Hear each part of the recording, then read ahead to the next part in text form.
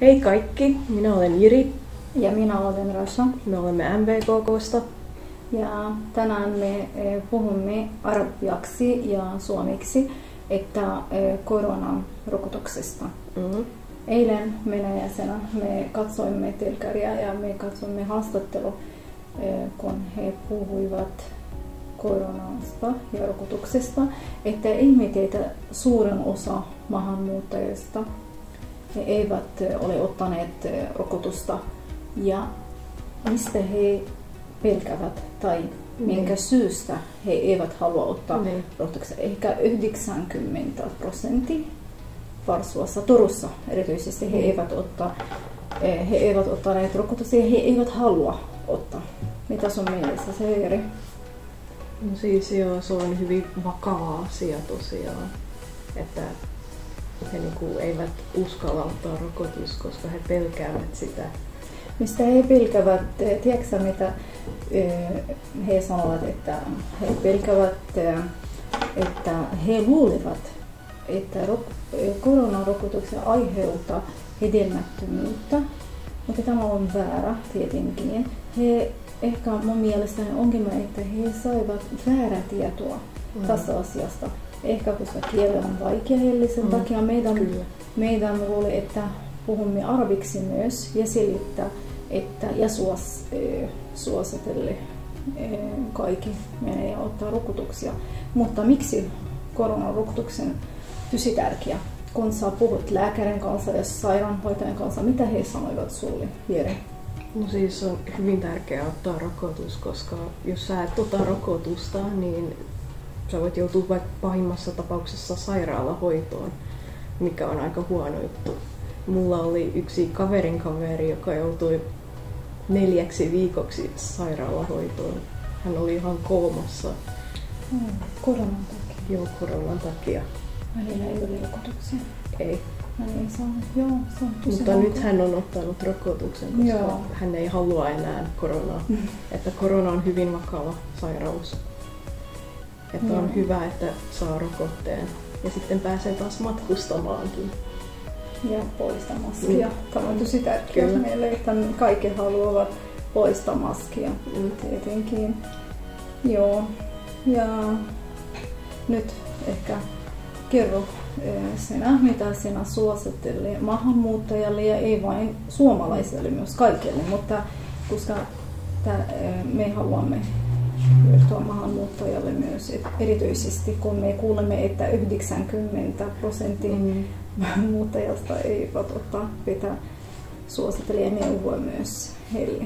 Siis joo, mä suosittelen, että kaikki ei vaan maahanmuuttajataustaiset, mutta myös suomalaiset ottaisivat rokotteen.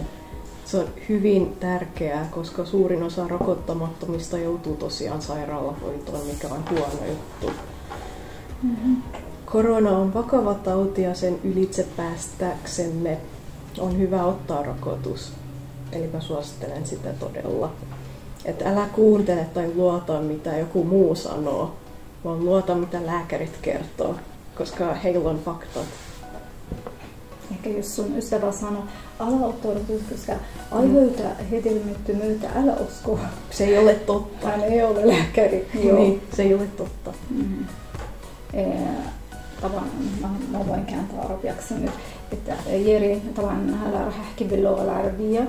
ييري بتحكي انه هي بتنصح الجميع باخذ لقاح الكورونا لانه من وجهه نظرها مش بس المهاجرين او الاجانب كمان الفنلنديين لانه في جزء كبير منهم كمان الفنلنديين ما اخذوا اللقاح لانه في حاله عدم اخذ اللقاح اكيد كورونا لها أعراض كتير سيئة بتضطر إنك تروح على المستشفى أو الرعاية الصحية إذا صارت الأعراض قوية ومرض كورونا مش مرض سهل أكيد بسبب كورونا كتير ناس راحت على المستشفى واحتاجت للرعاية وأكيد الأعراض الكل بعرف ضيق التنفس وأعراض خطيرة وحكت إنه بقى بطاطي إنه هو مش مرض بسيط أبدا لا هو مرض جدي ولازم يعني انه ناخده بعين الاعتبار وعلشان نقدر نتغلب على هاي الشغله انه من الجيد انه ناخذ لقاح كورونا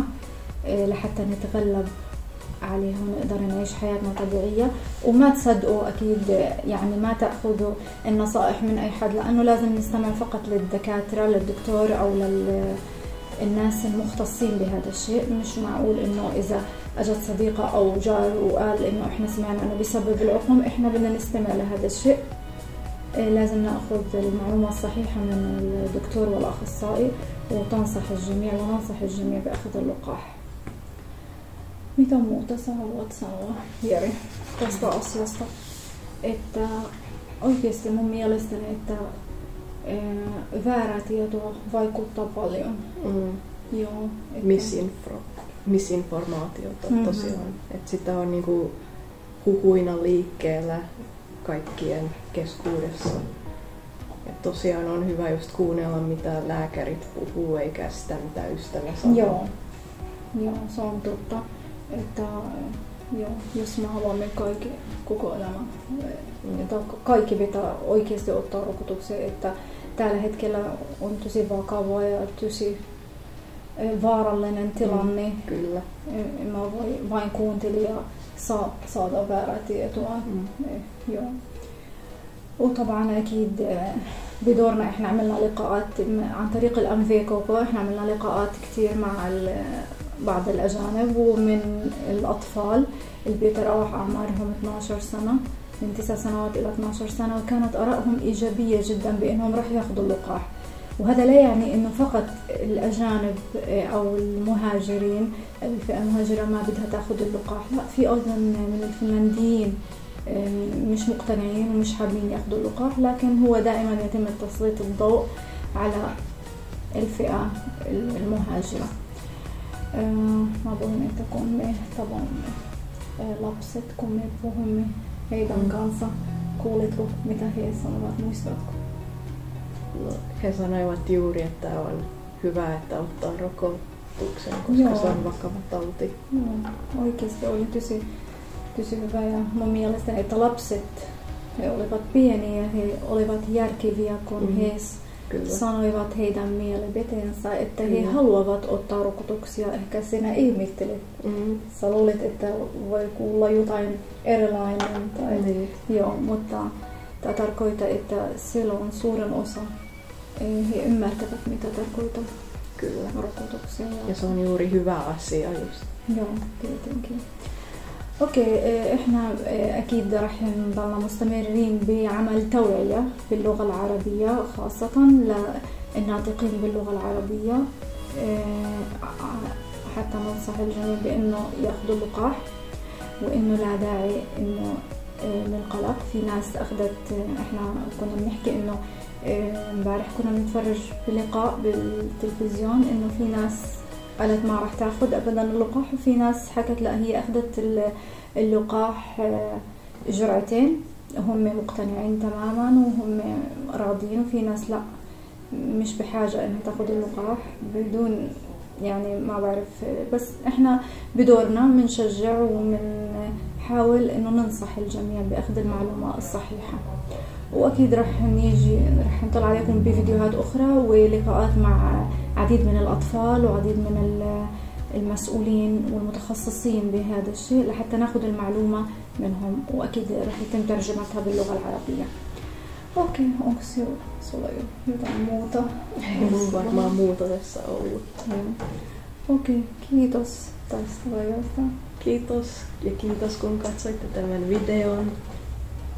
إلى اللقاء، يعني نهدى.